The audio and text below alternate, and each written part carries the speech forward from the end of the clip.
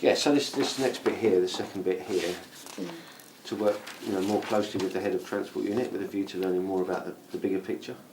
Community transport, what we are is that we supply mostly transport for the community, as in minibuses. We recently started a service called Your Car Service, which is a door-to-door service for people who are elderly and disabilities for this area. Well, that has been running in other boroughs. This is just a small depot for HCT. We have other depots, larger depots. And you particularly focus on the area around here? Yes, based in Haringey, yes. Yeah.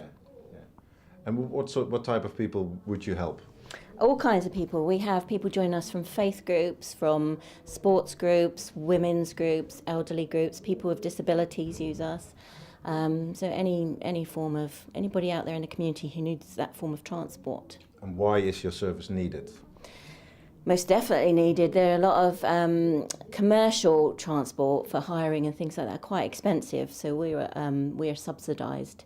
So therefore, we're able to help the community. It's obviously finance affects them a lot, and how they get out and about. And we're finding that a lot of people, at the moment, a lot more people are coming and joining our service because of our reduced rates, if you like. Yeah. And budget cuts, do they have an impact? They do have an impact. However, in another aspect, they've actually, it's a positive for us. Yeah. Because we are getting more and more groups joining, more and more people looking at our services. Yeah, because government and local authorities are stepping back. Yes, they are, and they're also cutting their own personal services, so therefore people are looking into us. Yeah. How do you fund yourself? How do we fund yourself?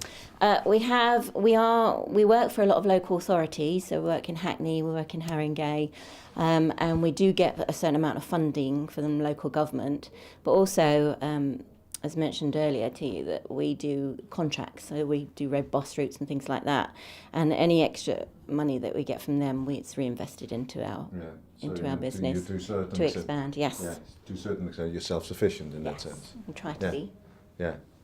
So these are active times for you then? Yes, very active, I would say. It's very positive. Do you believe what you do is actually a thing that the government should do, or do you believe organisations like us can actually do it a lot better?